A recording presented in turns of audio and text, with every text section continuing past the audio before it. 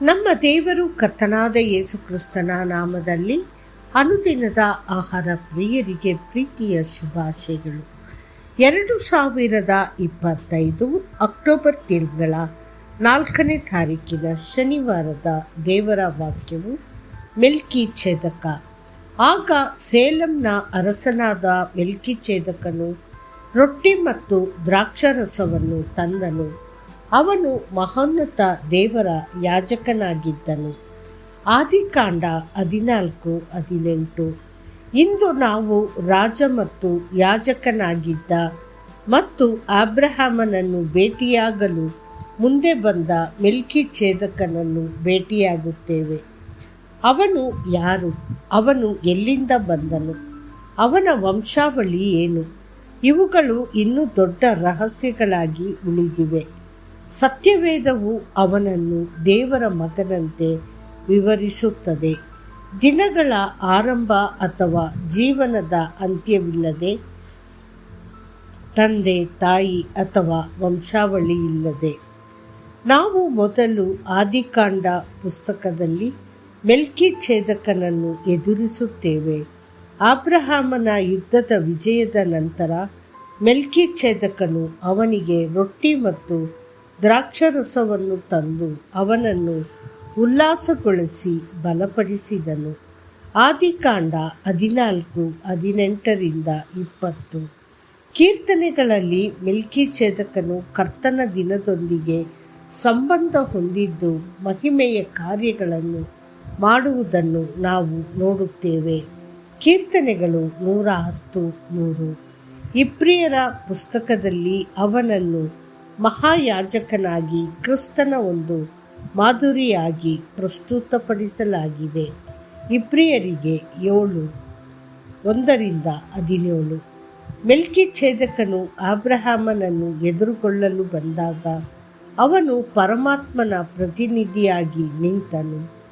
ಅಬ್ರಹಾಮನು ರಾಜರ ಮೇಲೆ ಜಯಗಳಿಸಿದಂತೆಯೇ ನೀವು ಸಹ ಲೋಕದ ಶತ್ರುಗಳಾದ ಮಾಂಸ ಮತ್ತು ಸೈತಾನನನ್ನು ಜಯಿಸಬೇಕು. ಇದರಿಂದ ಕರ್ತನ ಆಗಮನದ ಸಮಯದಲ್ಲಿ ನೀವು ಆತನೊಂದಿಗೆ ಎತ್ತಲ್ಪಡುವಿರಿ.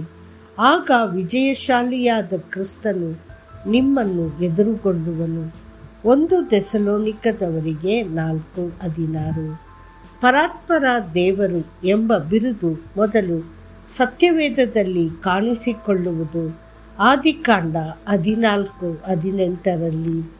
ದೇವರು ಅಬ್ರಹಾಮನನ್ನು ಕಾರಾನಿನಿಂದ ಹೊರಗೆ ಕರೆದಾಗ ಅವನು ಮಹಿಮೆಯ ದೇವರು ಎಂದು ಬಹಿರಂಗಪಡಿಸಲ್ಪಟ್ಟನು.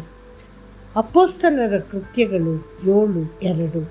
ಅಬ್ರಹಾಮನು 99 ವರ್ಷದವನಿದ್ದಾಗ ದೇವರು ಅವನಿಗೆ ಸರ್ವಶಕ್ತ ದೇವರು ಎಂದು ಕಾಣಿಸಿಕೊಂಡನು. ಆದಿಕಾಂಡ 17:1.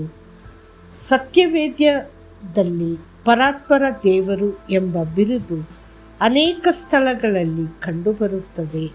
ಪರಾತ್ಪರ ರಹಸ್ಯ ಸ್ಥಳದಲ್ಲಿ ವಾಸಿಸುವವನು ಸರ್ವಶಕ್ತನ ನೆರಳಿನಲ್ಲಿ ವಾಸಿಸುವನು. ಕೀರ್ತನೆಗಳು 91:1. ನಮ್ಮ ಕರ್ತನಾದ ಯೇಸು ಕ್ರಿಸ್ತನ ದೇವರು ಮತ್ತು ತಂದೆಗೆ ಸ್ತೋತ್ರವಾಗಲಿ. ನಮಗೆ ಎಲ್ಲ ಆಧ್ಯಾತ್ಮಿಕ ಆಶೀರ್ವಾದಗಳನ್ನು ಆಶೀರ್ವದಿಸಿದ್ದಾನೆ.